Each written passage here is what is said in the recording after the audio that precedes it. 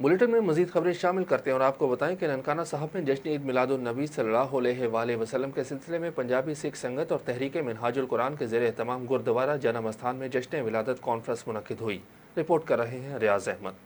جشن عید میلاد النبی صلی اللہ علیہ وآلہ وسلم کے سلسلہ میں پنجابی سکھ سنگت اور تحریک منہاج القرآن کے زیر اہتمام گردوارہ جنم استھان میں جشن ولاد محسن انسانیت کانفرنس منعقد ہوئی۔ آقائے دو جہاں حضرت محمد مصطفیٰ صلی اللہ علیہ وآلہ وسلم کی ولادت کی خوشی میں پاکستان میں بسنے والی سکھ کمیونٹی پنجابی سکھ سنگت کے زیر اہتمام گردوارہ جنم استھان میں جشن ولاد محسن انسانیت کانفرنس منعقد ہوئی، جس میں سکھ کمیونٹی کے رہنما چیئرمین پنجابی سکھ سنگت سردار گوپال سنگھ چاولہ، پاکستان سکھ گردوارہ پربندھک کمیٹی کے چیئرمین سردار امیر سنگھ، صدر منہاج القرآن انٹرنیشنل ڈاکٹر حسین محی الدین، معروف عالم دین مذہبی اسکالر علامہ محب نبی طاہر، ممبر صوبائی assembly Ramesh Singh, caretaker gurdwara Syed Atiq Gilani سمیت مختلف درباروں کے گدی نشین اور دیگر مذاہب سے تعلق رکھنے والے افراد نے بھی کانفرنس میں شرکت کی۔ اس موقع پر جشن ولادت کانفرنس میں شرکت کرنے والے شرکا نے خطاب کرتے ہوئے کہا کہ اللہ تعالیٰ نے